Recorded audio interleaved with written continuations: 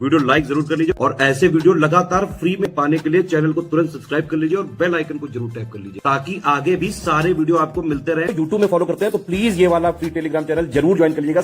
यहाँ अंतर्राष्ट्रीय संस्थाएं और भारतीय संस्थान दिए हुए हैं। तो अंतर्राष्ट्रीय संस्थाओं में पहले तो विश्व बैंक है, इसका मुख्यालय वाशिंगटन डीसी में है। स्थापना का समय है 1944। वर्तमान में सदस्यों की संख्या 189, IBRD और 174 देश हैं। ठीक। अजय बंगा इसके 14वें अध्यक्ष हैं। प्रबंध निदेशक और मुख्य वित्तीय अधिकारी हैं अंशुला कांत। और भारत संयुक्त राष्ट्र का एक संस्थापक सदस्य है और 26 जून 1945 को 50 अन्य देशों के साथ संयुक्त राष्ट्र चार्टर पर हस्ताक्षर किया था। भारत 1 जनवरी 1995 से विश्व व्यापार संगठन का संस्थापक सदस्य है और 8 जुलाई 1948 को गार्ड का सदस्य बन गया। ये आपने देखा। तो विश्व बैंक एक विस्तारित समूह है जिसमें कि 5 अंतर्राष्ट्रीय संगठन है और सामूहिक रूप से पहले 2 सूचीबद्ध संगठन जैसे कि IBRD और IDA, इनको विश्व बैंक का सामूहिक नाम दिया गया था। बाद में इसमें और भी संस्थाएं जुड़ती हैं, जैसे कि आप देख रहे हैं कि पुनर्निर्माण और विकास के लिए अंतर्राष्ट्रीय बैंक है, IBRD है। इसके अलावा अंतर्राष्ट्रीय विकास संघ है, IDA। अंतर्राष्ट्रीय वित्त निगम है, IFC।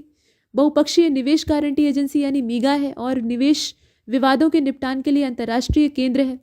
तो विश्व बैंक की स्थापना 1944 में ब्रेटन वुड सम्मेलन में अंतर्राष्ट्रीय मुद्रा कोष के साथ मिलकर की गई थी।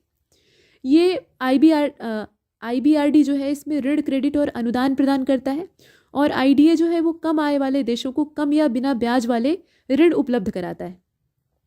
ठीक है। IFC कंपनियों और सरकारों को निवेश सलाह और परिसंपत्ति प्रबंधन प्रदान करता है, जबकि MIGA जो है यानी मीगा, ये युद्ध जैसे जो राजनीतिक जोखिम है उनके खिलाफ उधारदाताओं और निवेशकों को बीमा उपलब्ध कराता है। ठीक है। विश्व बैंक कुल मिलाकर एक ऐसा संगठन है जो कि विकासशील देशों को उनकी अर्थव्यवस्था को आगे बढ़ाने में और गरीबी से बाहर निकलने में मदद करता है। धन देता है, सलाह देता है और अनुसंधान देता है, मतलब अनुसंधान करता है। अब 5 संयुक्त राष्ट्र के सदस्य देश जो कि विश्व बैंक के सदस्य नहीं है वो कौन कौन से हैं? तो इसमें अंडोरा, क्यूबा, लिटेनस्टीन, मोनाको और उत्तर कोरिया आते हैं। कोसोवो संयुक्त राष्ट्र का सदस्य नहीं है लेकिन IMF और विश्व बैंक समूह का सदस्य अवश्य ही है, जिसमें कि IBRD और IDA भी शामिल है। यहाँ आप देखिएगा अंतर्राष्ट्रीय श्रम संगठन को यानी ILO को। ये 1919 में स्थापित हुआ था। मुख्यालय इसका जेनेवा स्विट्जरलैंड में है। सदस्य देश हैं 187 और वर्तमान में महानिदेशक हैं इसके गिलबर्ट F होंगबो, ये टोगो के हैं। और ILO जो है ये संयुक्त राष्ट्र की एक विशेष एजेंसी है। भारत इसका संस्थापक सदस्य है 28 जून 1919 से। 1922 में भारत इसकी गवर्निंग बॉडी का स्थायी सदस्य बन गया और उसके बाद इसका एक कार्यालय 1928 में भारत में नई दिल्ली में स्थापित किया गया। दक्षेस को देखिएगा। 8 दिसंबर 1985 को स्थापना हुई थी ढाका, बांग्लादेश में। काठमांडू में इसका हेडक्वार्टर है। 8 देश इसमें सदस्य हैं। सबसे लेटेस्ट है इसमें अफगानिस्तान। ठीक है। भारत, नेपाल, भूटान, बांग्लादेश, श्रीलंका, मालदीव, पाकिस्तान और सबसे नया वाला अफगानिस्तान। राजदूत गोलाम सरवर ये महासचिव हैं, बांग्लादेशी हैं। और सार्क के 15वें महासचिव और बांग्लादेश सरकार के ये 3रे महासचिव। साफ्टा समझौते पर 6 जनवरी 2004 को इस्लामाबाद, पाकिस्तान में आयोजित 12वें सार्क शिखर सम्मेलन के दौरान हस्ताक्षर किए गए थे और ये समझौता लागू हो गया था 1 जनवरी 2006 में। सार्क की स्थापना 7 देशों अर्थात बांग्लादेश, भूटान, भारत, मालदीव, नेपाल, पाकिस्तान, श्रीलंका के द्वारा मूल सदस्यों के रूप में की गई है। और 2006 में ढाका में आयोजित जो 13वां शिखर सम्मेलन था उसमें अफगानिस्तान शामिल हुआ 8वें सदस्य के तौर पे। तो ये जो सार्क का चार्टर दिवस है ये मनाया जाता है 8 दिसंबर को और इसी दिन 1985 में ढाका में समूह के पहले शिखर सम्मेलन के दौरान सार्क चार्टर को अपनाया गया था। सार्क के पहले महासचिव अबुल अहसन थे, बांग्लादेश के ये भी थे, मर चुके हैं। और अब तक आयोजित जो 18 सार्क शिखर सम्मेलन है उसमें भारत में 3 आयोजित हुए हैं। मेजबान रहा है भारत, मतलब इसमें बेंगलुरु, भारत में पहला बेंगलुरु में हुआ था। उसके बाद 8वां शिखर सम्मेलन, मतलब सार्क का दूसरा और भारत का पहला जो है वो बेंगलुरु में हुआ था 1986 में। उसके बाद 8वां सार्क का जो शिखर सम्मेलन है वो नई दिल्ली में हुआ था, भारत में दूसरी बार। और सार्क का 14वां शिखर सम्मेलन ये हुआ था 2007 में नई दिल्ली में ही, भारत में। इसके बाद आप देख रहे हैं संयुक्त राष्ट्र को। स्थापना इसकी हुई थी सैन फ्रांसिस्को, यूनाइटेड स्टेट और समय था 24 अक्टूबर 1945। द्वितीय विश्व युद्ध के बाद जो अराजकता फैल गई थी उसको शांत करने के उद्देश्य से और विकास की ओर कदम बढ़ाने के उद्देश्य से इसे स्थापित किया गया था। मुख्यालय न्यूयॉर्क में है। सदस्य देश हैं 193, महासचिव हैं एंटोनियो गुटरेस। पुर्तगाल के हैं। और संयुक्त राष्ट्र नाम जो है ये संयुक्त राज्य अमेरिका के फ्रैंकलिन डी रूजवेल्ट नाम के जो अमेरिकी राष्ट्रपति थे उनके द्वारा दिया गया था। अच्छा, यहाँ पे हम देख रहे हैं India Brazil South Africa dialogue forum को। तो स्थापना इसकी होती है जून 2003 में और सदस्य देश इसमें 3 हैं, भारत, ब्राज़ील और दक्षिण अफ्रीका। और इसमें दक्षिण दक्षिण सहयोग को आदान प्रदान मतलब सहयोग को बढ़ावा देने और आदान प्रदान को बढ़ावा देने के उद्देश्य से भारत, ब्राज़ील और दक्षिण अफ्रीका के बीच में एक त्रिपक्षीय विकासात्मक पहल के तौर पे हम इसे देखते हैं। और अब तक 5 IBSA नेतृत्व शिखर सम्मेलन आयोजित किए जा चुके हैं। 5वां जो सम्मेलन है वो प्रिटोरिया में आयोजित किया गया था 18 अक्टूबर 2011 को। और भारत 2021 में जनसांख्यिकी विकास के लिए लोकतंत्र विषय के नाम से IBSA का अध्यक्ष रहा है। ब्राज़ील ने 2 मार्च 2023 को भारत ब्राज़ील दक्षिण अफ्रीका संवाद मंच ये जो है इसकी प्रेसिडेंसी को ग्रहण किया था और 2023 में इसके 20 साल पूरे हो चुके हैं। तो कुल मिलाकर 3 स्तंभ जो इसमें हैं उसको मजबूत करने की कोशिश की जाएगी और त्रिपक्षीय सहयोग को बढ़ावा देना और विकासशील देशों को आपस में जोड़ना इसका मूल उद्देश्य है। अच्छा, संयुक्त राष्ट्र के बारे में एक चीज़ छूट गई थी। इसके 6 मुख्य अंग होते हैं। पहला तो संयुक्त राष्ट्र महासभा, उसके बाद सुरक्षा परिषद है आपकी, संयुक्त राष्ट्र आर्थिक और सामाजिक परिषद है, संयुक्त राष्ट्र न्यास परिषद है, इसके बाद अंतर्राष्ट्रीय न्यायालय है और संयुक्त राष्ट्र सचिवालय। अंतर्राष्ट्रीय आपराधिक न्यायालय जो कि हेग में है, मतलब इसका मुख्यालय हेग में है, स्थापना हुई थी इसकी इटली में, रोम में, और 1 जुलाई 2002 की बात। ठीक है, सदस्य देश इसमें 123 हैं। पियोत्रो हॉफमांस्की जो कि पोलैंड के रहने वाले हैं, पियोत्रे हॉफमांस्की, ये इसके अध्यक्ष हैं। और रोम की प्रतिमा के लागू होने पर परिचालन इसका शुरू किया गया था। ये अंतर्राष्ट्रीय आपराधिक न्यायालय, इसे आप देख रहे हैं। आर्कटिक काउंसिल को देखिएगा तो स्थापना इसकी सितंबर 1996 में ओटावा घोषणा के माध्यम से होती है। सचिवालय इसका नॉर्वे में है। सदस्य देश हैं इसके 8 टोटल। इसमें कनाडा है, डेनमार्क है, फिनलैंड है, आइसलैंड है, नॉर्वे है, रूस है, स्वीडन है और संयुक्त राष्ट्र है। भारत इसमें स्थायी सदस्य नहीं है, हाँ पर्यवेक्षक अवश्य ही है 2013 से। इसके बाद विश्व स्वास्थ्य संगठन है WHO। 7 अप्रैल 1948 में स्थापना हुई थी। जिनेवा स्विट्जरलैंड में इसका हेडक्वार्टर है और 194 इसमें सदस्य हैं। टेड्रोस एडनोम गैब्रियस ये इथोपिया के रहने वाले हैं और ये इसके वर्तमान महानिदेशक हैं। 6 क्षेत्रों में 194 सदस्य देशों और 150 से भी अधिक स्थानों पर जमीनी स्तर पर काम करते हुए WHO टीम हर किसी के अच्छे स्वास्थ्य और कल्याण की क्षमता को सुधार करने के लिए काम करती है। उत्तरी अटलांटिक संधि संगठन यानी नाटो को भी देख लेते हैं। स्थापना इसकी 4 अप्रैल 1949 को हुई थी। मुख्यालय इसका ब्रुसेल्स बेल्जियम में है। महासचिव इसके जेंस स्टोलनटेनबर्ग नॉर्वे के हैं, ये रहने वाले। उप सचिव हैं मिर्सिया जियोना और सदस्य देश टोटल इसमें है 31। ठीक है, फिनलैंड 4 अप्रैल 2023 को नाटो का सबसे नया सदस्य बना है और नॉर्थ मैसिडोनिया 2020 में इसकी सदस्यता ग्रहण कर चुका है। नाटो की स्थापना यूरोप और उत्तरी अमेरिका के 12 देशों के द्वारा की गई थी 1949 में। और नाटो के संस्थापक सदस्य देशों में Belgium, Canada, Denmark, France, Iceland, Italy, Luxembourg, Netherlands, Norway, पुर्तगाल, यूनाइटेड किंगडम और संयुक्त राष्ट्र अमेरिका है। भारत इसमें नहीं शामिल है। WTO को देखिएगा तो 1 जनवरी 1995 को इसकी स्थापना होती है। जेनेवा स्विट्जरलैंड में इसका हेडक्वार्टर है। 164 इसमें सदस्य हैं। 164वां देश है अफगानिस्तान। और निगोजी ओकोंजो इवेला ये पहली महिला और पद पाने वाली पहली अफ्रीकी, ये इसकी महानिदेशक हैं। नाइजीरियाई नोगोजी ओकोंजो जो है ये WTO की 7वीं महानिदेशक है। ठीक है, और ईरान, अल्जीरिया दोनों इसमें शामिल नहीं है। 1948 में ये गाट का सदस्य था और उसके बाद माराकेस समझौते के बाद WTO की स्थापना होती है, आप जानते ही हैं। ठीक है, गाट को ये प्रतिस्थापित कर देता है। एक और इसमें संगठन है खाड़ी सहयोग परिषद, जिसे कि GCC कहा जाता है। मई 1981 में स्थापित हुआ था। मुख्यालय इसका रियाद में है, सऊदी अरब में। जासिम मोहम्मद अल बुराइदवी ये इसके महासचिव हैं और इसमें 6 सदस्य हैं, सऊदी अरब, बहरीन, संयुक्त अरब अमीरात, ओमान, कतर और कुवैत। फारस की खाड़ी को घेरने वाले जो देश हैं उसमें Bahrain, Iraq, Iran, Kuwait, Qatar, Saudi Arab और संयुक्त अरब अमीरात आते हैं। इसके बाद आप वीपो को देखिएगा तो बौद्धिक संपदा संगठन जो है, स्थापना इसकी 1967 में हुई थी। जेनेवा स्विट्जरलैंड में इसका हेडक्वार्टर है। सदस्य देश हैं 193। महानिदेशक डैरेन टैंग हैं सिंगापुर के। और भारत को वीपो की सदस्यता मिली थी 1975 में। रचनात्मक गतिविधियों को प्रोत्साहित करने के उद्देश्य से बौद्धिक संपदा के संरक्षण के लिए इसकी स्थापना की गई थी। UNDP ये 1966 का है। संयुक्त राष्ट्र विकास कार्यक्रम, न्यूयॉर्क इसका मुख्यालय है। HMS स्टेनर इसके एडमिनिस्ट्रेटर हैं और इसमें 170 देश हैं और कई सारे क्षेत्र और शामिल हैं। तो UNDP 1949 में बनाए गए संयुक्त राष्ट्र के तकनीकी सहायता विस्तारित कार्यक्रम और 1958 में स्थापित संयुक्त राष्ट्र विशेष कोष के विलय पर आधारित है। ठीक है। अच्छा, ये बौद्धिक संपदा दिवस मनाया जाता है 26 अप्रैल की तारीख में। ये एक चीज़ ध्यान दीजिएगा। ठीक है, आगे बढ़ते हैं। तो यहाँ बिम्स्टेक को देखते हैं। बिम्स्टेक जो है इसकी स्थापना होती है 6 जून 1997 में। मुख्यालय इसका ढाका बांग्लादेश में है। सदस्य देश हैं टोटल 7, बांग्लादेश, भूटान, भारत, म्यांमार, नेपाल, श्रीलंका और थाईलैंड। महासचिव हैं इंद्रमणि पांडे, भारत के हैं। और पहला बिम्स्टेक शिखर सम्मेलन बैंकॉक में हुआ था थाईलैंड में 21 जुलाई 2004 को। दूसरा हुआ था नई दिल्ली में भारत में 13 नवंबर को 2008 में।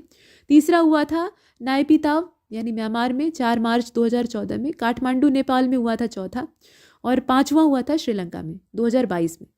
तो जो 5वां शिखर सम्मेलन है उसमें वर्चुअल तरीके से, चूँकि कोरोना का टाइम चल रहा था तो हमारे प्रधानमंत्री जी ने उसमें हिस्सा लिया था वर्चुअल तरीके से। श्रीलंका इसे होस्ट कर रहा था और ये बिम्स्टेक की स्थापना का 25वां वर्ष था 2022। थीम था एक लचीले क्षेत्र की ओर, समृद्ध अर्थव्यवस्थाएं और स्वस्थ लोग। ठीक, ये आपने 5वें बिम्स्टेक शिखर सम्मेलन के बारे में देखा। और बहुक्षेत्रीय तकनीकी और आर्थिक सहयोग के लिए बंगाल की खाड़ी पहल जो है, ये बिम्स्टेक के मतलब बंगाल की खाड़ी क्षेत्र में स्थित जो देश हैं उनके बीच में सहयोग को बढ़ावा देना, उसके उद्देश्य से इसे स्थापित किया गया है। 7 सदस्य देश इसमें शामिल हैं। बैंकॉक घोषणा के माध्यम से ये 6 जून 1997 को अस्तित्व में आता है और इसका जो स्थायी सचिवालय है वो ढाका में है।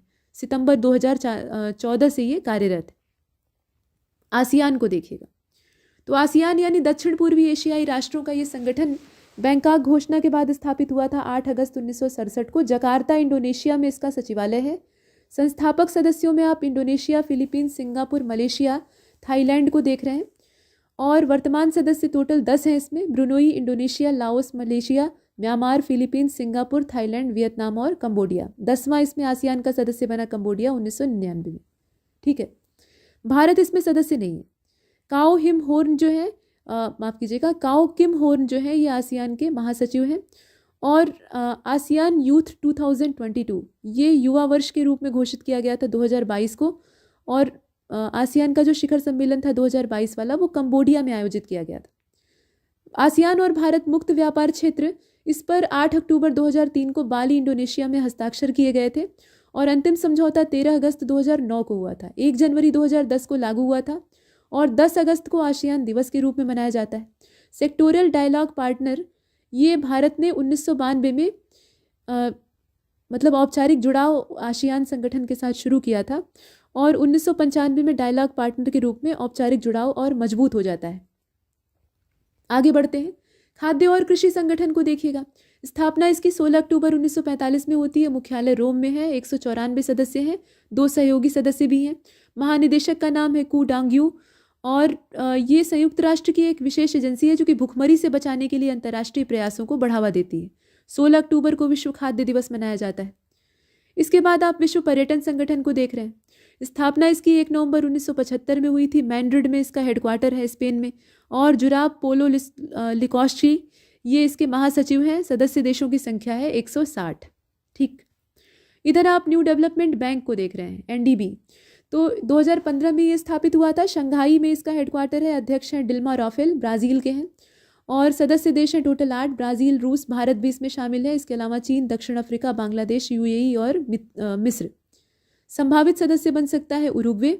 और संस्थापक सदस्यों में भारत तो है ही है, उसके अलावा ब्राज़ील, रूस, चीन, दक्षिण अफ्रीका। जो इसमें अधिकृत पूंजी थी प्रारंभिक वो $100 बिलियन थी। बाद में NDB की जो आरंभिक अभिदान पूंजी है वो 50 अरब डॉलर के तौर पे दिखाई देती है। आगे चलते हैं। यहाँ पर आप UNESCP को देख रहे हैं, CAP को देख रहे हैं। ठीक है, तो स्थापना इसकी हुई थी 1947 में शंघाई में यानी चीन में। मुख्यालय इसका बैंकॉक में है, थाईलैंड में। 53 सदस्य हैं, 9 सहयोगी हैं। भारत भी इसमें सदस्य है। और सुश्री आर्मिडा सॉल्सिया ये इसकी कार्यकारी सचिव हैं। पर्यटन संगठन WTO ये 1 नवंबर 1975 को स्थापित हुआ था। बाकी इसके बारे में हमने देखा था। APEC को देखिएगा, Asia Pacific economic cooperation. Singapore इसका सचिवालय है। कैनबरा में ये इस्टेब्लिश हुआ था ऑस्ट्रेलिया में 1989 में। सदस्य देश हैं 21 और रेबेका फातिमा एस्टामारिया ये इसकी कार्यकारी निदेशक हैं। संयुक्त राष्ट्र पर्यावरण कार्यक्रम को देखेंगे, यूएनईपी। तो इसकी जो स्थापना हुई थी वो 5 जून 1972 को हुई थी। नैरोबी केन्या में इसका हेडक्वार्टर है। सदस्य देशों की संख्या 193। कार्यकारी निदेशक हैं इंगर एंडरसन। और इंगर एंडरसन का कार्यकाल जो है वो 2023 15 जून से आरंभ हुआ था और ये 14 जून 2027 तक फैलाने का इसे निर्णय लिया गया, मतलब बढ़ाने का फैसला लिया गया है। अच्छा, एपेक के बारे में जो हमने देखा था यहाँ पर डाटा, आगे आप देखें कि भारत इसका सदस्य नहीं है। सिंगापुर इसका सचिवालय था, सदस्य देश थे 21, लेकिन भारत उसमें शामिल नहीं। और इसका उद्देश्य क्या है? तो एशिया प्रशांत आर्थिक सहयोग या एपेक जो है ये जो एशिया प्रशांत क्षेत्र है वहाँ पर व्यापार और क्षेत्रीय सहयोग को सुविधाजनक बनाने के उद्देश्य से स्थापित किया गया है। यूनेस्को, स्थापना इसकी 1945 में हुई थी और मुख्यालय इसका पेरिस में है यानी फ्रांस में। 194 सदस्य हैं, 12 सहयोगी हैं। ऑड्रे एजोले ये इसके महानिदेशक हैं और ये फ्रांस के हैं। इनको फिर से चुना गया है इस पद के लिए। 1946 से भारत इसका सदस्य है, ठीक विशेष एजेंसी में सदस्यता अपनी ग्रहण किए हुए। संयुक्त राष्ट्र जनसंख्या कोष 1969 का है, मुख्यालय इसका न्यूयॉर्क में है। कार्यकारी निदेशक इसकी नतालिया कनेम है और ये संयुक्त राष्ट्र की यौन और प्रजनन स्वास्थ्य एजेंसी है। हमारा मिशन एक ऐसी दुनिया, मतलब इस एजेंसी का जो मिशन है वो एक ऐसी दुनिया को पहुंचाना है या ऐसी दुनिया तक विश्व को ले जाना है जहां हर गर्भावस्था की ज़रूरत हो और हर प्रसव सुरक्षित हो, हर युवा की क्षमता पूरी हो। मतलब कुल मिलाकर सुरक्षित मातृत्व और उसके बाद जो उत्पन्न होने वाली संतानें हैं उनका स्वस्थ भविष्य सुनिश्चित करना, ये इसका उद्देश्य है। इसके बाद आप ओपेक को देख रहे हैं। तो ओपेक जो है ये पेट्रोलियम निर्यातक देशों का संगठन है। बगदाद इराक में इसकी स्थापना हुई थी 1960 में। वियना में इसका हेडक्वार्टर है, ऑस्ट्रिया में। संस्थापक सदस्यों में Iran, Iraq, Kuwait, Saudi Arab और वेनेजुला है। वर्तमान में इसमें 12 सदस्य हैं। कौन कौन से? तो ईरान, इराक, कुवैत, सऊदी अरब, वेनेजुला, लीबिया, संयुक्त अरब अमीरात, अल्जीरिया, नाइजीरिया। इसके अलावा गैबून, इक्वेटोरियल गिनी, कांगो। सबसे नया सदस्य कांगो ही है 2018 का। अंगोला इससे अपनी सदस्यता वापस ले चुका है 2024 में, मतलब 1 जनवरी को। और महासचिव हैं इसके हैथम अल घैस। ठीक, ये आपने देखा। संयुक्त राष्ट्र बाल कोष को देखिएगा, दिसंबर 1946 में स्टैब्लिश हुआ था। मुख्यालय इसका न्यूयॉर्क में है। कार्यकारी निदेशक हैं कैथरीन रसेल। यूनिसेफ जो है ये 190 से अधिक देशों के लिए काम करता है। इंटरनेशनल मॉनिटरी फंड को देखेंगे, 1944 में बना था, स्थापना हुई थी और 27 दिसंबर 1945 से काम करना शुरू करता है। मुख्यालय इसका वॉशिंगटन डीसी में है, इसे आप देख रहे हैं। और सदस्य देश इसमें 190 हैं। 190वां जो देश है वो अंडोरा है, अंडोरा की रियासत है। क्रिस्टालिना जॉर्जिवा जो है ये बुल्गारिया की रहने वाली हैं और ये इसकी महानिदेशक हैं। पियरे ओलिवियर गोरिंचेस ये मुख्य अर्थशास्त्री हैं इसमें। ब्रेटन वुड ट्विंस के रूप में इसे जाना जाता है। अंतर्राष्ट्रीय मुद्रा कोष को और विश्व बैंक को, जुड़वा। ठीक, भारत इसका संस्थापक सदस्य है। और गीता गोपीनाथ की जगह फ्रांस में जन्मे कैलिफोर्निया विश्वविद्यालय बर्कले के अर्थशास्त्री पियरे ओलिवियर गॉरिचंस जो है वो अगले अर्थशास्त्री नियुक्त किए गए हैं। उससे पहले गीता गोपीनाथ थी और ये भारतीय अमेरिकी अर्थशास्त्री थी। 21 जनवरी 2022 को इन्होंने प्रबंध निदेशक के तौर पे IMF में कार्यभार ग्रहण किया था। ठीक, और पहले 2019 से 22 के बीच में ये IMF के मुख्य अर्थशास्त्री के तौर पर काम कर चुकी थी। ये चीज़ आपने देखी।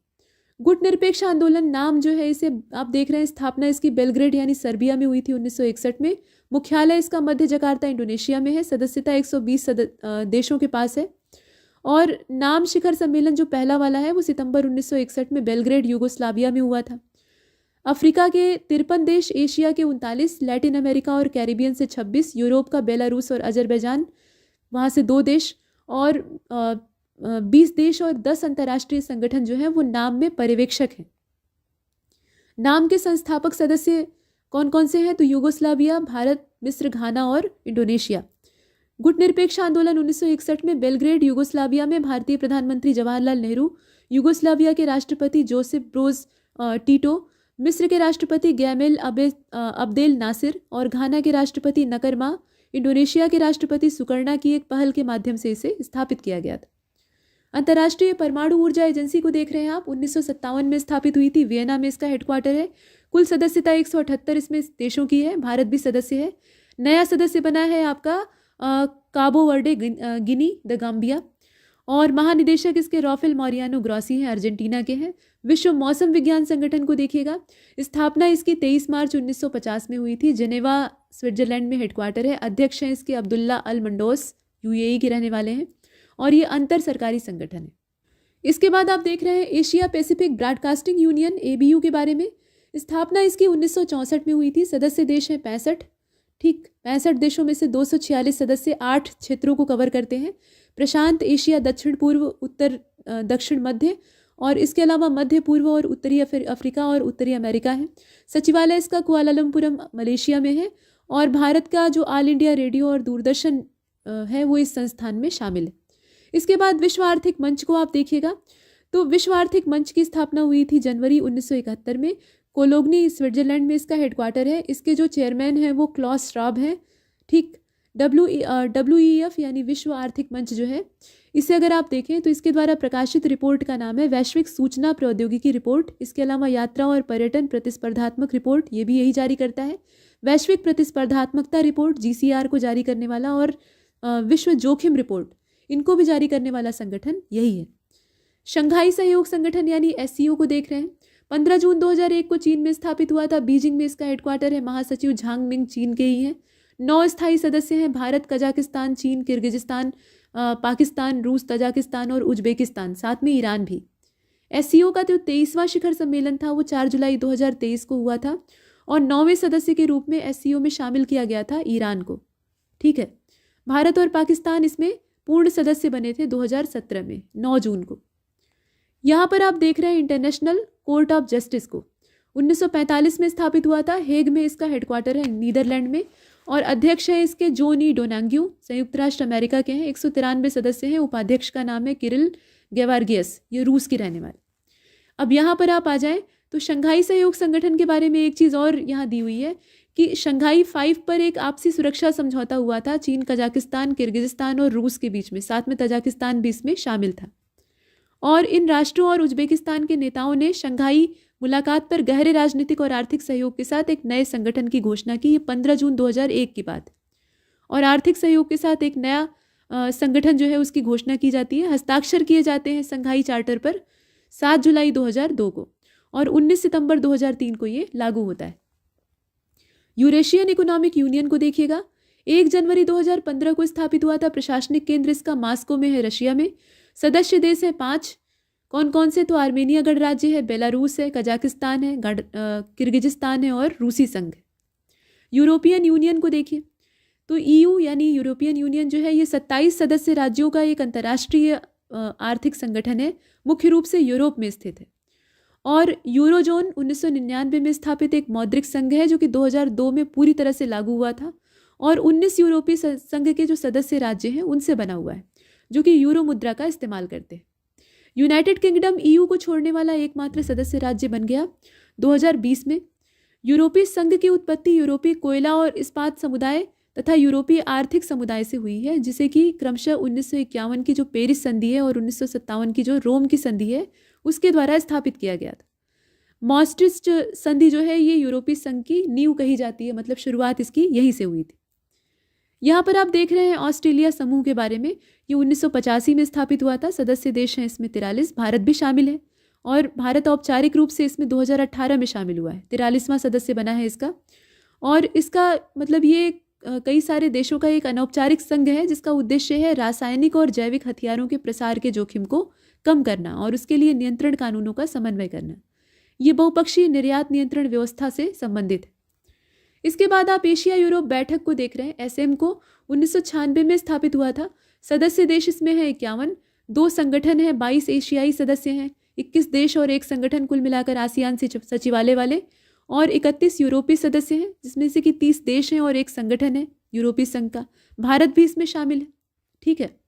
और मिसाइल प्रौद्योगिकी नियंत्रण व्यवस्था यानी MTCR को आप देख रहे हैं। 1987 में ये स्थापित हुआ था। सदस्य देश हैं 35। भारत वर्ष 2016 में इसका सदस्य बना था, ठीक है।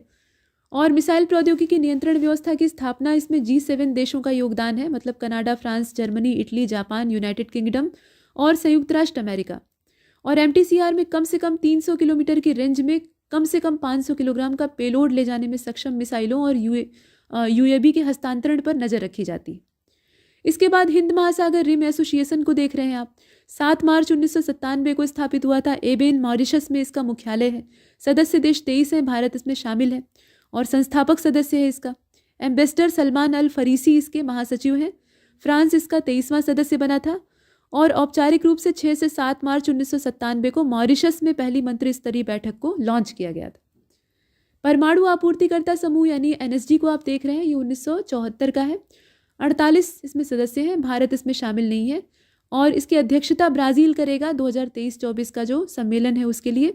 बाकी परमाणु आपूर्तिकर्ता जो समूह है उसमें परमाणु आपूर्तिकर्ता देशों का एक पूरा संगठन तैयार हुआ है जो कि तमाम दिशा निर्देशों का पालन करते हुए आपस में हथियारों का और सामग्रियों का आदान प्रदान करता है। इसके बाद G20 और G7 को देखेंगे। तो G20 की स्थापना हुई थी, पहले G7 को देख लेते हैं। G7 की स्थापना हुई थी 1975 में। सदस्य हैं इसके United state, Germany, Japan, United kingdom, Canada, Italy और फ्रांस। अंतर सरकारी संगठन है, गठन हुआ था 1975 में। वैश्विक आर्थिक शासन, अंतर्राष्ट्रीय सुरक्षा और ऊर्जा नीति जैसे जो मामले हैं उस पर बहस करने के उद्देश्य से, आपस में एक दूसरे का हित साधने के उद्देश्य से इसकी स्थापना होती है। वार्षिक बैठक का आयोजन किया जाता है और रूस के इस समूह में शामिल होने के बाद कई समय तक इसे, मतलब लंबे समय तक इसे G8 के रूप में जाना जाता रहा। लेकिन बाद में क्रीमिया क्षेत्र का सैन्य अधिग्रहण करने के बाद, यूक्रेन का जो क्रीमिया क्षेत्र है, उसके बाद रूस को इसकी सदस्यता से निष्कासित कर दिया गया। फिर ये G7 बन गया। तो फ्रांस, पश्चिम जर्मनी, इसके अलावा इटली, जापान, यूनाइटेड किंगडम, संयुक्त राज्य अमेरिका, ये 6 देशों का जो ग्रुप है इसके द्वारा इनका गठन किया गया ताकि जो औद्योगिक लोकतंत्र की आर्थिक चिंताएं हैं उनको दूर किया जा सके। तो कुल मिलाकर 7 राष्ट्र हैं, उन्हें आपने देखा। ठीक है, पहली बैठक इसकी प्यूर्टोरिको में 1976 में आयोजित हुई थी।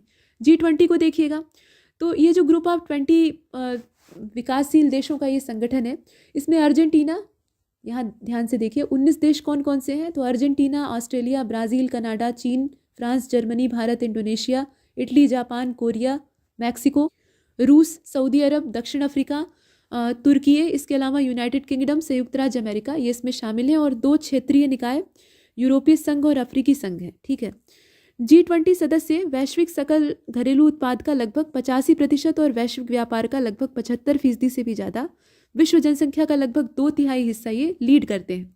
तो इनका महत्व कम नहीं है और उन्हीं के लिए ये संगठन है।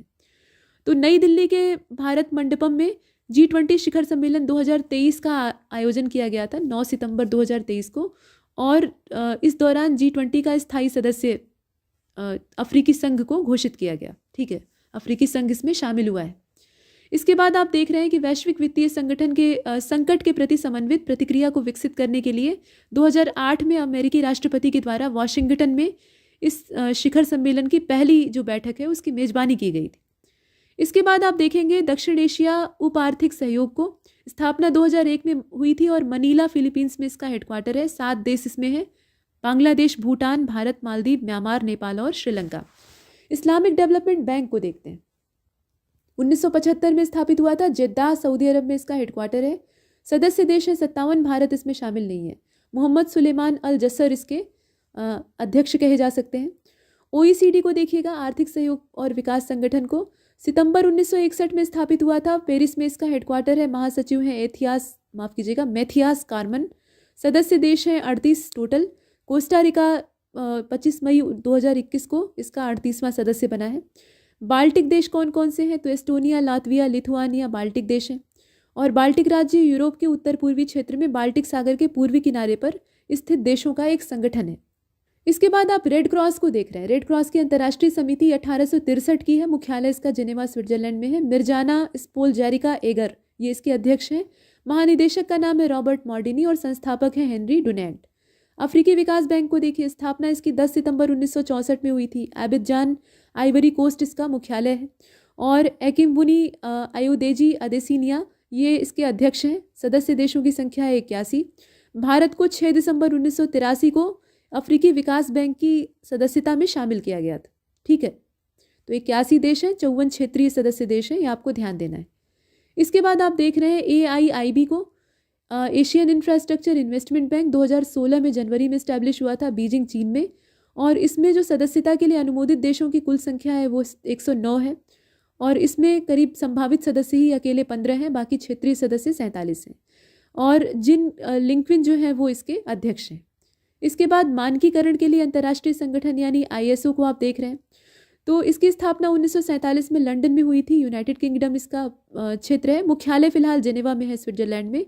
और इसमें 170 राष्ट्रीय मानक निकायों की सदस्यता के साथ एक स्वतंत्र गैर सरकारी अंतर्राष्ट्रीय संगठन के तौर पे इसे स्थापित किया गया था। सुंगवान चो, ये कोरिया गणराज्य के हैं, वो इसके अध्यक्ष हैं। विश्व खाद्य कार्यक्रम को देखते हैं, WEP 1961 में स्टैब्लिश हुआ था। मुख्यालय इसका रोम में है। डेविड बीसले इसके कार्यकारी निदेशक हैं और 120 से ज़्यादा देशों में ये काम करता है। अंतर्राष्ट्रीय अक्षय ऊर्जा एजेंसी को आप देख रहे हैं, 2009 में स्थापित हुई थी। मुख्यालय इसका अबू धाबी में है। सदस्यता इसमें 168 देशों की है और EU इसमें शामिल है। महानिदेशक इसके फ्रांसिस्को लॉ कैमेरा हैं। गौरी सिंह इसकी उप महानिदेशक है। रासायनिक हथियारों पर प्रतिबंध के लिए संगठन है आपका, और ये 1997 में स्थापित हुआ था। हेग में इसका हेडक्वार्टर है। 193 इसमें सदस्य हैं, भारत भी शामिल है। फर्नांडो एरियस इसके महानिदेशक है। IUCN की स्थापना 1948 में हुई थी। ग्लैंड में इसका हेडक्वार्टर है, स्विट्जरलैंड में। रेजान अल खलीफा मुबारक इसके अध्यक्ष हैं। महानिदेशक का नाम है ग्रेथल एयुगर। विश्व वन्यजीव कोष को देखिएगा, WWF 1961 में स्थापित हुआ था। ग्लैंड में इसका हेडक्वार्टर है, मतलब स्विट्जरलैंड में। और आदिल नज़ाम ये इसके अध्यक्ष हैं। महानिदेशक का नाम है क्रिस्टीन सैचविज। और कार्टर रॉबर्ट्स ये इसके CEO हैं। जबकि WWF दुनिया का सबसे बड़ा संरक्षण संगठन है। ठीक है। स्मारक और स्थल पर अंतर्राष्ट्रीय परिषद की बात हो रही है। 1965 में स्थापित हुआ था। मुख्यालय पेरिस में है। सुश्री टेरेसा पेट्रिसियो बेल्जियम की हैं, वो इसकी राष्ट्रपति हैं, यानी अध्यक्ष हैं कुल मिलाकर। और महासचिव का नाम है जर्न बुइसमैन, ये नीदरलैंड के हैं। इसके बाद अब कृषि के विकास के लिए अंतर्राष्ट्रीय कोष या IFAD को आप देख रहे हैं। दिसंबर 1977 में स्थापित हुआ था। मुख्यालय रोम में है, इटली में। एल्वारो लॉरियो इसके अध्यक्ष हैं।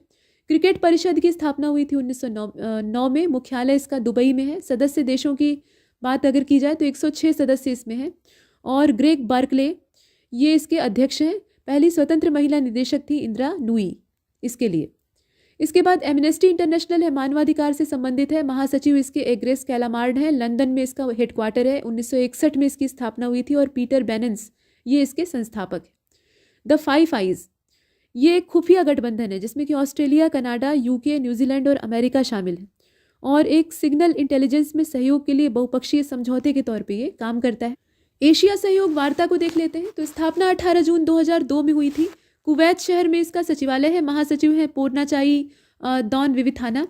और ACD में 35 देश शामिल हैं, भारत भी इसमें शामिल है और इसके संस्थापकों में से एक। अच्छा, यहाँ पे INSTC के बारे में दिया हुआ है। तो इसमें कौन कौन से देश आते हैं? भारत, ईरान, अफगानिस्तान, अजरबैजान, रूस, मध्य एशिया और यूरोप। अशगाबाद समझौता Kazakhstan, Uzbekistan, Turkmenistan, Iran, Bharat, Pakistan और ओमान की सरकारों के बीच में अंतर्राष्ट्रीय परिवहन और पारगमन गलियारा बनाने के उद्देश्य से किया गया था। और फारस की खाड़ी और मध्य एशिया के बीच में माल परिवहन की सुविधा को बढ़ाने के लिए एक परिवहन समझौते के तौर पे हम इसे देखते हैं। और तुर्कमेनिस्तान इसमें डिपॉजिटरी राज्य के तौर पे काम करता है। भारत औपचारिक तौर पे इसमें शामिल हुआ 2018 में। यूनाइट अवेयर प्लेटफॉर्म को आप देख रहे हैं। तो यूनाइट अवेयर प्लेटफॉर्म जो है, इसमें भारत ने संयुक्त राष्ट्र के सहयोग से शांति सैनिकों की सुरक्षा को सुनिश्चित करने के लिए प्रौद्योगिकी मंच के तौर पे इसे शुरू किया था। संयुक्त राष्ट्र की जो आधिकारिक भाषाएं हैं उसमें आप देख रहे हैं। तो इसे फ्रेस्का का आप कह सकते हैं शॉर्टकट में। बाकी अरबी, चीनी, अंग्रेज़ी, फ्रेंच, रूसी और स्पेनिश, इनका जो भाषाओं का नाम है उसे आप देख रहे हैं। P5 क्या है? तो UNSC के स्थायी सदस्य हो गए। P5 में आपका चीन, फ्रांस, रूस, यूनाइटेड किंगडम और संयुक्त राज्य अमेरिका आ गए। अब 8वीं बार भारत जो है वो संयुक्त राष्ट्र सुरक्षा परिषद का अस्थायी सदस्य बना है 2021 के बाद से। और भारत का कार्यकाल 2021 से 2022 तक रहेगा। भारत अगस्त 2021 से दिसंबर 2022 के महीनों में सुरक्षा परिषद का अध्यक्ष बन जाएगा। अब ग्लोबल मीथेन प्लेज को देख लीजिए। तो मीथेन उत्सर्जन को इस दशक के अंत तक 1/3 काट लेना है, मतलब 1/3 की उसमें कटौती करनी है। और उसके लिए US और EU के नेतृत्व का ये एक प्रयास है। ठीक है। और इसके बाद आप देख रहे हैं कि भारत के नेतृत्व वाली संयुक्त राष्ट्र सुरक्षा परिषद ने तालिबान पर एक प्रस्ताव अपनाया था। इसे आपने देखा। अब नीचे आप अंकुश को देख रहे हैं। तो ऑस्ट्रेलिया, यूनाइटेड किंगडम, संयुक्त राज्य अमेरिका के बीच में एक त्रिपक्षीय सुरक्षा समझौता ये असल में है। घोषणा इसकी 15 सितंबर 2021 को हुई थी इंडो पैसिफिक क्षेत्र के लिए, और समझौते के तहत अमेरिका और यूके ऑस्ट्रेलिया को परमाणु संचालित पनडुब्बियों का अधिग्रहण करने में मदद किया जाएगा। ठीक, इसके बाद मीथेन कार्बन डाइऑक्साइड के बाद वातावरण में सबसे प्रचुर मात्रा में पाई जाने वाली ग्रीन हाउस गैस है, टेम्परेचर बढ़ाने में योगदान देती है। तो मानव और प्राकृतिक स्रोतों सहित मीथेन के विभिन्न स्रोत जो हैं उसमें लैंडफिल है, मानव स्रोतों में तेल और प्राकृतिक गैस प्रणाली है, कृषि गतिविधियां, कोयला है, खनन है, अपशिष्ट है, जल उपचार है, कुछ औद्योगिक प्रक्रियाएं भी हैं। प्रतिज्ञा की घोषणा पहली बार अमेरिका और यूरोपीय संघ के द्वारा की गई थी और अनिवार्य रूप से वैश्विक मीथेन उत्सर्जन को कम करने के लिए एक समझौते के तौर पर हम इसे देखते हैं। तो 2020 के स्तर से 30% इसे कम करना है, 2030 तक ये टारगेट रखा गया है। नॉर्डिक देश कौन कौन से हैं? तो इसमें Denmark, Finland, Iceland, Norway, Sweden का जो भौगोलिक और सांस्कृतिक क्षेत्र है, इसके अलावा फेरो आइलैंड और ग्रीनलैंड के जो स्वायत्त क्षेत्र हैं और ऑलैंड का जो स्वायत्त क्षेत्र है वो इसमें शामिल होता है। अब इसके बाद ब्रिक्स को देखिए। तो ब्रिक्स जो है ये ब्राज़ील, रूस, भारत, चीन और दक्षिण अफ्रीका के मिलने से बना हुआ है और अगले 50 वर्षों के लिए जो गोल्ड्समैन सैक्स के अर्थशास्त्री हैं उन्होंने आर्थिक रुझानों की भविष्यवाणी करने के उद्देश्य से आर्थिक मॉडलिंग के अभ्यास के तौर पे ब्रिक्स की अवधारणा को पेश किया था। तो उन्होंने ब्रिक की अवधारणा को पेश किया था, बाद में साउथ अफ्रीका इसमें ऐड हो जाता है। और सबसे पहले इस शब्द का इस्तेमाल 2001 में गोल्डमैन सैक्स के ग्लोबल इकोनॉमिक पेपर नंबर 66 में किया गया था और उसमें the world needs better economic brick. ठीक, ब्रिक मतलब पकी ईंट, लेकिन यहाँ पर ये देशों का संक्षिप्त रूप है। तो ये शीर्षक के तौर पे इस रिपोर्ट को प्रकाशित किया गया था, वहीं से ये कॉन्सेप्ट आया है। अब ये जो देश है इनके नेता सबसे पहले जुलाई 2006 में G8 आउटरीच शिखर सम्मेलन के दौरान रूस का जो सेंट पीटर्सबर्ग है वहाँ पर मिलते हैं। उसके बाद इस समूह को 2006 में सितंबर में औपचारिक रूप दिया जाता है। उसके बाद इसका जो पहला शिखर सम्मेलन है वो 16 जून 2009 को येकातेनबर्ग रूस में आयोजित किया गया था। पहला जो सम्मेलन है उसका आप देख रहे हैं। और तीसरा जो ब्रिक्स शिखर सम्मेलन है वो यहाँ आप देखें, तीसरा और पहला दोनों दिया हुआ है। फिलहाल तीसरा ब्रिक्स शिखर सम्मेलन सानिया, चीन में 14 अप्रैल 2011 को आयोजित किया गया था और तत्कालीन हमारे जो प्रधानमंत्री हैं मनमोहन सिंह जी, इन्होंने इस शिखर सम्मेलन में भारत का नेतृत्व किया था। व्यापक दृष्टिकोण और साझा समृद्धि के नाम से ये सम्मेलन होता है। सितंबर 2010 में न्यूयॉर्क में ब्रिक विदेश मंत्रियों की बैठक में दक्षिण अफ्रीका को पूर्ण सदस्य के रूप में स्वीकार किए जाने के बाद इसका नाम बदलकर हो जाता है ब्रिक्स। ठीक, और दक्षिण अफ्रीका ने 14 अप्रैल 2011 को जो सान्या वाला शिखर सम्मेलन था यानी तीसरा वाला, उसमें हिस्सा लिया था। तो कुल मिलाकर ये अंतर सरकारी संगठन है जिसमें कि ब्राज़ील, रूस, भारत, चीन, दक्षिण अफ्रीका, मिस्र, इथोपिया, ईरान, सऊदी अरब और संयुक्त अरब अमीरात शामिल हैं। कुछ और खास बातें हैं जैसे कि ब्राज़ील, रूस, भारत तथा चीन ब्रिक के संस्थापक सदस्य हैं और येकातेनबर्ग रूस में जो पहला शिखर सम्मेलन था उसको आयोजित किया गया, उसके 1 वर्ष बाद दक्षिण अफ्रीका इसमें शामिल हो गया। मिस्र, इथोपिया, ईरान, सऊदी अरब और संयुक्त अरब अमीरात ये भी इसमें शामिल हो गए हैं। 1 जनवरी 2024 को इस संगठन में सम्मिलित हो गए हैं। ये एक चीज़ ध्यान दीजिएगा। आसियान प्लस 3 को देखिए। तो आसियान प्लस 3 जो है ये people Republic of China, Japan, Korea गणराज्य के बाद 10 आसियान सदस्य देशों का एक सम्मिलित रूप आपको देखने के लिए मिलता है। और APT सहयोग प्रक्रिया दिसंबर 1997 में आरंभ हुई थी। तब से लेकर पूर्वी एशियाई समुदाय की स्थापना के व्यापक उद्देश्य के साथ ये एक तंत्र के रूप में विकसित हुई है। तो कुल मिलाकर इसका उद्देश्य क्या है? उद्देश्य है कि राजनीतिक सुरक्षा, व्यापार, निवेश, वित्त, ऊर्जा, पर्यटन, कृषि, वानिकी, पर्यावरण, शिक्षा, स्वास्थ्य, संस्कृति, कला जैसे जो विभिन्न क्षेत्र हैं उनमें निरंतर सहयोग को बढ़ावा दिया जाए। और इसमें जो कार्यान्वयन इसका है इसके लिए सहायता प्रदान करके APT आसियान कम्युनिटी विजन 2025 को साकार सक्रिय रूप देने में योगदान देने का उद्देश्य है। इसे आपने देखा। क्वाड को देख लीजिए। तो चतुर्भुज सुरक्षा संवाद इसे कहा जाता है। इसमें संयुक्त राज्य अमेरिका, जापान, ऑस्ट्रेलिया और भारत के बीच में एक अनौपचारिक वार्ता या रणनीतिक मंच के तौर पे आप इसे देख सकते हैं और इसे एशियाई नाटो भी कहा जाता है। 2007 में पहली बार, 2008 तक ये चलने वाली जो वार्ता है, मतलब नवंबर में वार्ता के बाद फिर से स्थापित ये होता है। तो inter government security forum region Indo Pacific प्रकार का ये संगठन है। यहाँ पर बात हो रही है क्वाड समूह की। इसमें सम्मिलित देशों का आप देख लीजिए, पहली बैठक कब हुई थी वो देख लीजिए। क्वाड का उद्देश्य है मुक्त, स्पष्ट और समृद्ध इंडो पैसिफिक क्षेत्र सुनिश्चित करना और उसका समर्थन करना। तो हिंद महासागर क्षेत्र में 2004 की सुनामी के दौरान देश के मतलब क्षेत्र के जो देश हैं उनकी प्रतिक्रिया और आपस में सहायता के समन्वय के लिए क्वाड को लाया गया था। और क्वाड अधिकारियों की पहली बैठक मई 2007 में फिलीपींस में आसियान क्षेत्रीय शिखर सम्मेलन मंच पर हुई थी। 10 वर्षों के अंतराल के बाद कनेक्टिविटी मुद्दों पर परामर्श के लिए क्वाड अधिकारियों ने पूर्वी एशिया शिखर सम्मेलन के दौरान नवंबर 2017 में मनीला में मुलाकात की थी। ठीक है, तो कुल मिलाकर 24 सितंबर 2021 को वाशिंगटन डीसी यूएसए में पहले व्यक्तिगत क्वाड लीडर्स शिखर सम्मेलन में मोदी जी ने हिस्सा लिया था। ये चीज़ आपने देखी। अफ्रीकी संघ को देखिएगा, तो अफ्रीकी संघ एक महाद्वीपीय निकाय है। 55 सदस्य देश इसमें शामिल हैं जो कि अफ्रीकी महाद्वीप के देशों को बनाते हैं और इसे आधिकारिक तौर पर 2002 में अफ्रीकी एकता संगठन के उत्तराधिकारी के रूप में लॉन्च किया गया। मई 1963 में स्वतंत्र अफ्रीकी राज्यों के 32 प्रमुखों ने अदीस अबाबा इथोपिया में अफ्रीका की आज़ादी के बाद पहली बार जो महाद्वीपीय संस्था है the organisation of African unity, उसे बनाने वाले चार्टर पर हस्ताक्षर करने के लिए मुलाकात की। और अजाली असोमानी अफ्रीकी संघ के वर्तमान अध्यक्ष हैं। इतना डाटा आपने देखा। यहाँ पर आप भारतीय अनुसंधान संगठन और उनके मुख्यालयों को देख रहे हैं। तो केंद्रीय भैंस अनुसंधान संगठन का हेडक्वार्टर है हिसार में, डेयरी अनुसंधान संगठन का है करनाल यानी हरियाणा में, रमन अनुसंधान केंद्र है बेंगलुरु कर्नाटक में, वैमानिकी प्रयोगशाला आप देख रहे हैं वो भी बेंगलुरु कर्नाटक में ही है, वल्लभ भाई पटेल चेस्ट इंस्टीट्यूट है आपका नई दिल्ली में, शहरी मामलों के राष्ट्रीय संस्थान का जो हेडक्वार्टर है वो नई दिल्ली में है, सड़क अनुसंधान संस्थान को आप देखें वो भी नई दिल्ली में है, मौसम विज्ञान वेधशाला वो भी नई दिल्ली में है, और अखिल भारतीय मलेरिया अनुसंधान संस्थान ये भी नई दिल्ली में है, भारतीय कृषि अनुसंधान संस्थान को आप देख रहे हैं ये भी नई दिल्ली में है, केंद्रीय मृदा लवणता अनुसंधान संस्थान ये करनाल में है यानी हरियाणा में है, सांस्कृतिक संसाधन और प्रशिक्षण के लिए केंद्र नई दिल्ली में है, राष्ट्रीय आपदा प्रबंधन संस्थान नई दिल्ली में है, नारियल अनुसंधान संस्थान को आप देख रहे हैं ये कासरगोड में पड़ता है यानी केरल में। इसके बाद आप देख रहे हैं नागपुर महाराष्ट्र में। ठीक है, कपास अनुसंधान संस्थान है। इसी क्रम में ईंधन अनुसंधान संस्थान आपका धनबाद झारखंड में है, वन अनुसंधान संस्थान देहरादून उत्तराखंड में है, सुदूर संवेदन संस्थान को आप देख रहे हैं ये देहरादून उत्तराखंड में है, पेट्रोलियम संस्थान ये भी देहरादून उत्तराखंड में है, Haffkine Institute for Training and Research and Testing ये मुंबई में है, भारतीय कैंसर अनुसंधान संस्थान ये भी मुंबई में है, टाटा माफ़ कीजिएगा केंद्रीय मत्स्य शिक्षा संस्थान ये आपका है मुंबई महाराष्ट्र में, और टाटा मूलभूत अनुसंधान संस्थान ये भी मुंबई महाराष्ट्र में है।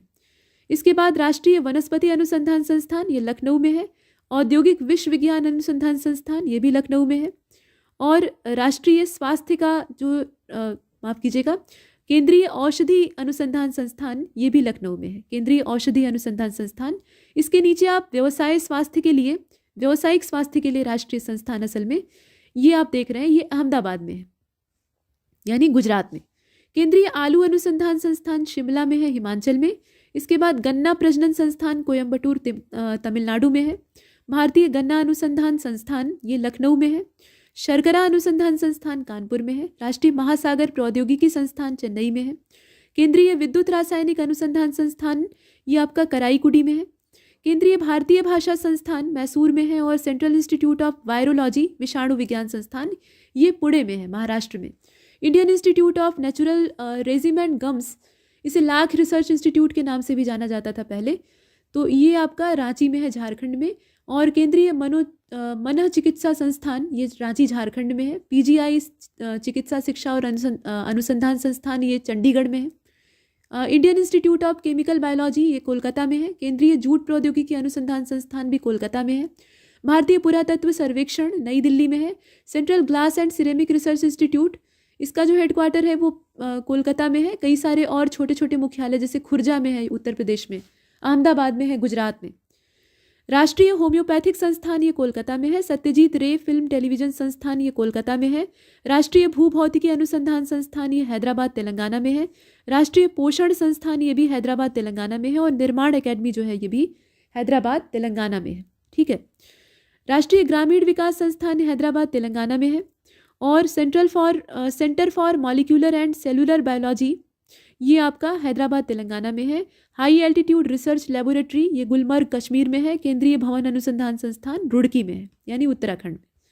इसके बाद केंद्रीय वैज्ञानिक उपकरण संस्थान को आप देख ये आपका चंडीगढ़ में है, केंद्रीय चावल अनुसंधान संस्थान कटक में था पीछे हमने देखा, राष्ट्रीय समुद्र विज्ञान संस्थान दोना पाउला पणजी में है यानी गोवा में है, केंद्रीय चमड़ा अनुसंधान संस्थान चेन्नई में है, दलहन अनुसंधान संस्थान कानपुर में है, और प्रतिभूति बाजार के लिए राष्ट्रीय संस्थान मुंबई में है। राष्ट्रीय मस्तिष्क अनुसंधान संस्थान ये आपका यहाँ आप देख रहे हैं, ये मानेसर गुड़गांव में है। Indian institute of tropical metrology Pune में है, और केंद्रीय सड़क परिवहन संस्थान ये भी पुणे में है। भारतीय फिल्म और टेलीविजन संस्थान ये भी पुणे में है।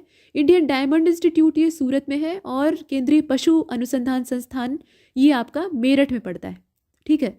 भारतीय पेट्रोलियम और ऊर्जा संस्थान विशाखापत्तनम आंध्र प्रदेश में है। केंद्रीय कृषि इंजीनियरिंग संस्थान भोपाल में है, और भारतीय वन अनुसंधान संस्थान ये आपका माफ़ कीजिएगा, भारतीय वन प्रबंधन संस्थान जो है ये भोपाल में है। ठीक है। भारतीय मृदा विज्ञान संस्थान ये भी भोपाल में है। भारतीय मसाला अनुसंधान संस्थान आप देख रहे हैं ये कोझिकोड कालीकट केरल में है। केंद्रीय भेड़ और ऊन अनुसंधान संस्थान ये अविका नगर में है, यानी राजस्थान में। केंद्रीय ताजा जल कृषि संस्थान ये भुवनेश्वर में है, यानी उड़ीसा में। राष्ट्रीय जल क्रीड़ा संस्थान ये पणजी में है, यानी गोवा में। पशु कल्याण संस्थान फरीदाबाद में है, हरियाणा का फरीदाबाद। और राष्ट्रीय विद्युत प्रशिक्षण संस्थान ये फरीदाबाद में है। प्लाज्मा अनुसंधान संस्थान गांधीनगर में है, और खाद्य सुरक्षा संस्थान गुड़गांव में है।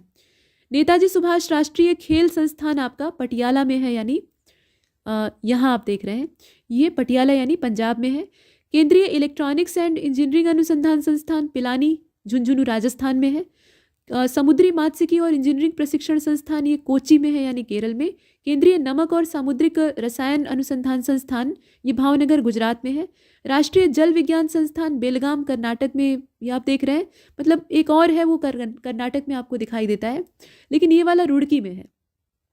ठीक है। केंद्रीय शुष्क भूमि खेती अनुसंधान संस्थान हैदराबाद तेलंगाना में है। अखिल भारतीय राष्ट्रीय स्वच्छता और जन स्वास्थ्य संस्थान ये कोलकाता में है। केंद्रीय खान योजना और डिजाइन संस्थान लिमिटेड ये रांची में है।